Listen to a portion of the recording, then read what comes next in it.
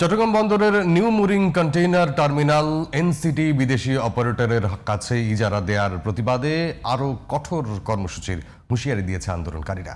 তাদের সঙ্গে নৌ পরিবহন উপদেষ্টা এম শাখাওয়াত হোসেনের বৈঠকেও অচলাবস্থা কাটেনি।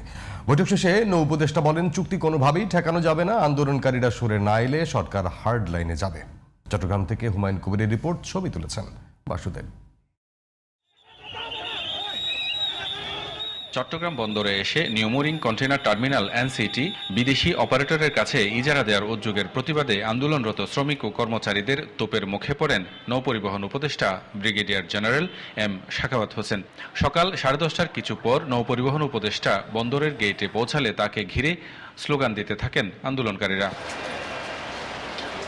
পরে 11টায় বন্দর কর্তৃপক্ষের সঙ্গে বৈঠকে বসেন নৌ উপদেষ্টা শাখাওয়াত হোসেন। তবে কোনো সমাধান ছাড়াই এই বৈঠক শেষ হয়। দুপুরে আন্দোলনকারীদের সঙ্গে বৈঠকেও কোনো সমাধান আসেনি। পরে সাংবাদিকদের নৌ উপদেষ্টা জানান, কর্মসূচি থেকে আন্দোলনকারীরা সরে না এলে সরকার হার্ডলাইনে যেতে পারে।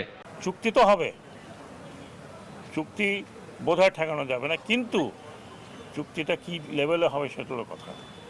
সেটা আমার বক্তব্য আমি দিয়ে এসছি একদম পরিষ্কার, এবং আমি কোর্টও ওই বক্তব্যের সাথে একমত হয়েছে, অনেক একমত হয়েছে। আশা করি না যে কোনো কিছু চাপায়া দেওয়ার মতো কোনো কিছু এই সরকার করবে।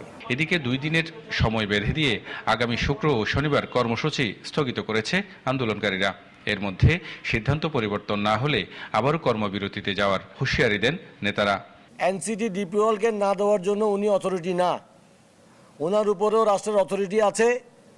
উনি সরকারের সাথে কথাবার্তা বলে আমাদেরকে যত দ্রুত সম্ভব উনি 2-1 দিনের মধ্যে আমাদেরকে অবহিত করবেন।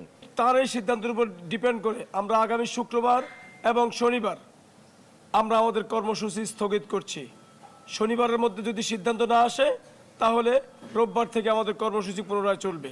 এদিকে গেল 2 দিনের টানা কর্মবিরতিতে বন্দরের জেটি ছেড়ে যেতে ও জেটিতে আসার জন্য অপেক্ষায় আছে 28টি জাহাজ। আর লাগাতার কর্মবিরতির ফলে আটকে আছে প্রায় 14,000 একক রপ্তানি পণ্যের কন্টেইনার। এগুলোতে আনুমানিক প্রায় 8,500 কোটি টাকার পণ্য আছে। এতে করে চরম বিপাকে পড়েছেন ব্যবসায়ীরা।